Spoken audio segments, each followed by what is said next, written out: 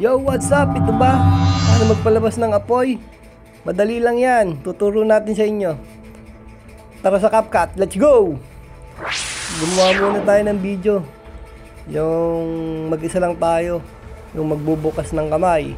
Tinitigan ko. Tinapitan ko. Hanggang sa magkakaroon niya ng apoy. Mawawala. Kung meron na kayong apoy na ganito, i-export lang natin. Pero kung wala pa, i-download nyo sa YouTube yung naka-black screen na apoy. Marami dyan. Kung ayaw nyo namang i-download, PM nyo ako, send ko sa inyo yung ganitong apoy. Nasaan na ba? Ayan, yan. Yung apoy na yan. Yan. Add natin yan.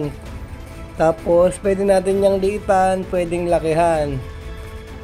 Yung tamang-tama lang, wag naman masyadong malaki at baka hindi na kayanin ng bumbero. Yan, yung apoy na yan. Kailangan ng matinding timing dahil kailangan tumapat yan sa pagbukas ng kamay ni Eggnog. Yan, tulad yan. Tsaka pa lang siya lalabas yung apoy pag open niya ng kamay. Pero punta muna tayo sa slice. Tapos pindutin natin yung lighten para mawala yung black na background at apoy na lang ang matira. Ayan, ganyan. Parang ganyan. Tapos balik tayo, kuha pa tayo ng isang apoy para naman sa kabilang kamay. Ganun din ang gagawin. Liliitan natin, itatapat ulit. Timing sa pagbukas ng kamay, tapos slice, lighten para mawala yung kulay itim. Sakto lang natin sa kamay niya. Yung pagbukas ng kamay, lalabas yung apoy. Ayan. Huwag mo nang hanapan ng ibang slice. Lighten lang talaga ang pwede. Ayan.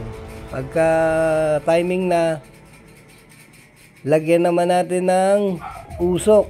Sa YouTube din, meron yan. Download nyo lang. Yung usok naman na yan ay tatiming natin sa pagsarado ng kamay niya na mawawala yung apoy. Usok naman ang lalabas. At hindi rin natin kailangan ng masyadong mahaba na usok dahil mawawala rin naman yan. Punta tayo sa slice, lighten para mawala yung black background. Ayan, tatapat natin sa pagsarado ng kamay niya. Lalabas naman yung usok. Timing lang din.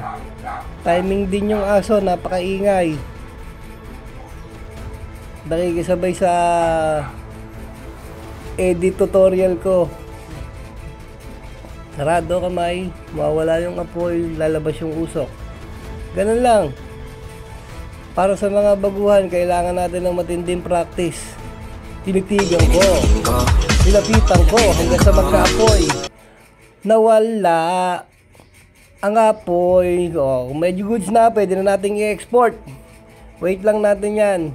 Pagka na-export na natin, pwede natin panoorin kung okay na. Kung medyo goods na, panoorin na mabuti. Dalawa. Close. Diba? Sana nakatulong. Maraming salamat. Hanggang sa susunod na video. Bye-bye.